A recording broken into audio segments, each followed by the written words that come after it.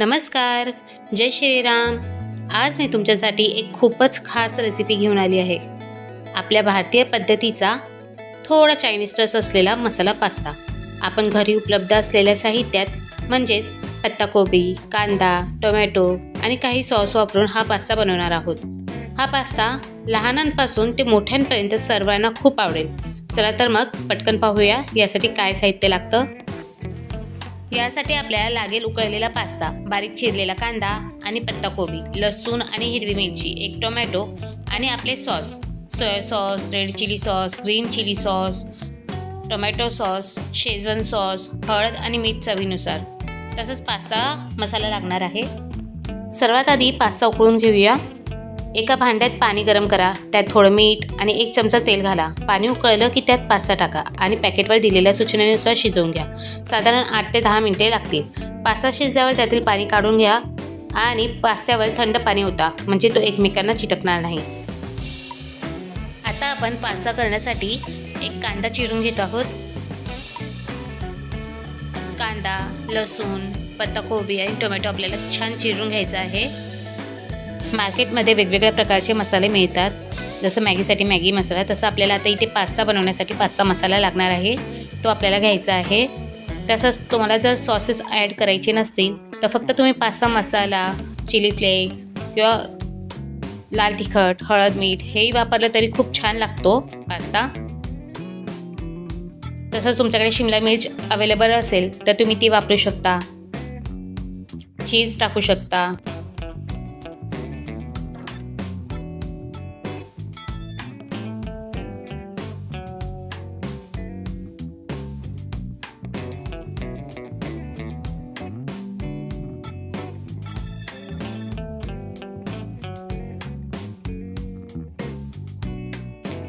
Tomato छान cut करून झालेला आहे। आता आपण इथे मिरची घेणार आहोत। एक हिरवी मिरची मी इथे कट करून घेतलेली आहे। आता आपण पास्ता शिजायला ठेवलेला होता तो चेक करून बघणार आहोत। पास्ता छान शिजलेला आहे, तो आपल्याला काढून घ्यायचा आहे। आता आपण कढई गरम करायला ठेवलेली होती, त्यात आपल्याला 1 पळी तेल घालायचं आहे। तेल घातल्यानंतर ते गरम झाल्यानंतर आपल्याला त्यात थोडं जिरं मोहरी घालायचं आहे।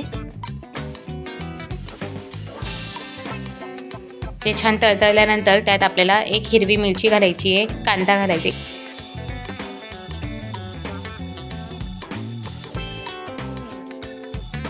कांदा छान परतून घ्यायचा आहे। थोडा ट्रान्सपरंट झाला की त्यात आपल्याला पत्ताकोबी घालायची आहे।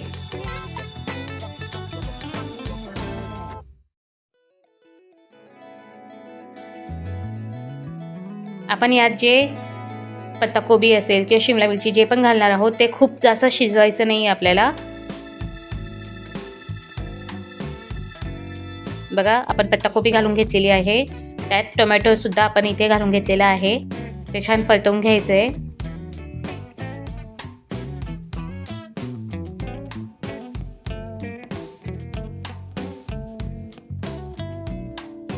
यात आता आपण थोडी हळद आणि मीठ घालणार आहोत। आपण इथे मीठ घालून घेतलेलं आहे, थोडी हळद घालून घेणार आहोत। छान परतवून घ्यायचं आहे। मीठ घातल्यामुळे टोमॅटो थोडा मऊ होतो।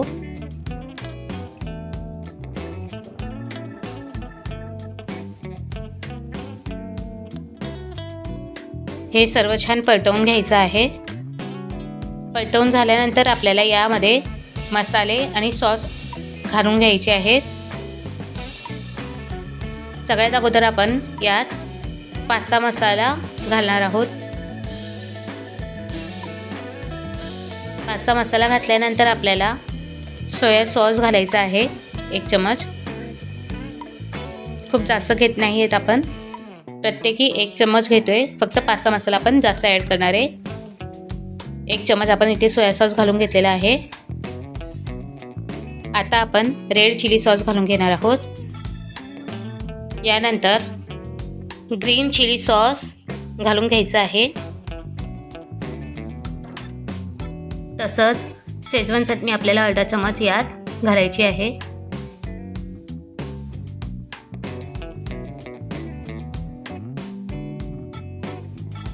यात आपण आता टोमॅटो सॉस घालणार आहोत 1 चमच.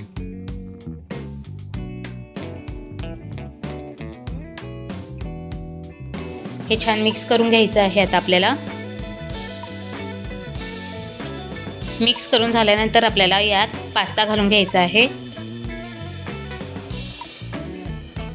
पास्ता घालून झाल्यानंतर आपल्याला ते छान मिक्स करून घ्यायचं आहे.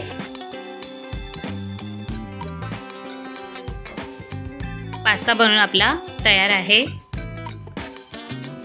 काही मुलं तिखट खात नाही पास्ता, म्हणून त्यासाठी 1 चमच मी इथे पास्ता मसाला टाकून घेतलेला होता, तर त्यांच्यासाठी तो काढून घेतलेला आहे थोडा. आता मी उरलेल्या बाकीच्या पास्तामध्ये आपण पास्ता मसाला घालून घेणार आहोत.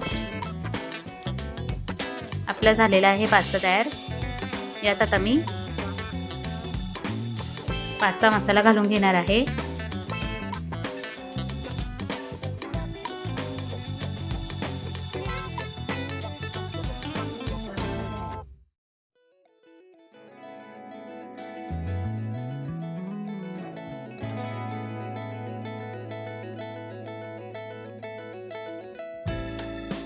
बघा रंग किती छान आलाय.